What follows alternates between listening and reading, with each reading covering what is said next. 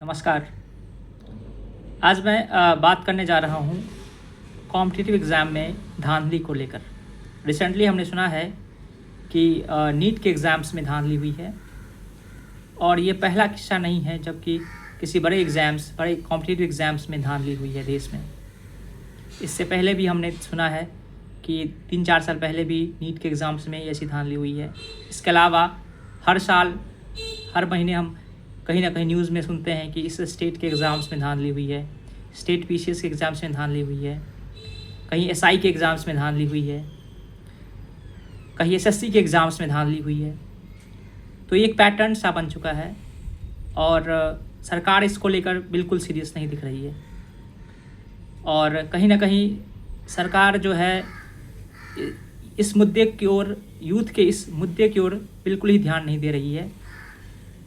Country like India, जहाँ पर लाखों युवाओं सालों साल तैयारी करते हैं और एक सपने को लेकर तैयारी करते हैं कि हम क्वालिफाई करेंगे, एक अच्छा भविष्य और देश के विकास में योगदान देंगे।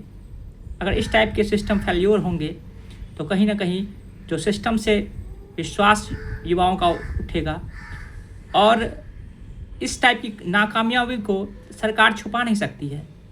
बड़ी बड़ी वादे करने से, बड़ी बड़ी बातें बोलने से, अगर हम अपने सिस्टम्स को सुदृढ़ नहीं करेंगे तो सिर्फ वादों से जो है देश चलने वाला नहीं है। और कहीं ना कहीं देश की नाकामी है, हमारे इंस्टीट्यूशंस की नाकामी है, हमारे सरकार की नाकामी है और इसको झुटलाया नहीं जा सकता है कि सरकार जो है नाकाम रही है ट्रांसपेरेंट तरीके से एग्ज़ाम्स कराने में पिछले कुछ सालों में, चाहे वो स्टेट सरकार हो, चाहे वो सेंट्रल गवर्नमेंट की सरकार हो। और इससे ये भी पता लगता है कि सरकार युवाओं के मुद्दों को लेकर कहीं ना कहीं बिल्कुल ही बेरुख है। उनको कोई फ़र्क ही नहीं पड़ रहा है कि यहाँ पर जो है देश में लाखों लोग तैयारी कर रहे हैं, उनकी समस्याएं क्या है, उनकी क्या सोच है, उनकी क्या दशा है जब इस टाइप के एग्ज़ाम्स का में करप्शन होता है, इस टाइप के एग्ज़ाम्स में धांधली होती है। तो कहीं ना कहीं सिस्टम से विश्वास उठता है और छात्रों का मनोबल भी टूटता है।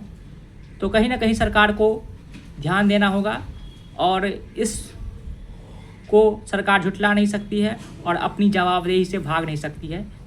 हम छात्रों के हित में बात करेंगे और छात्रों को एक साथ होकर इस मुद्दे को उठाना चाहिए और सरकार को कहीं ना कहीं अपनी गलती माननी पड़ेगी और इसके प्रति सुधार की अत्यंत आवश्यकता है। धन्यवाद।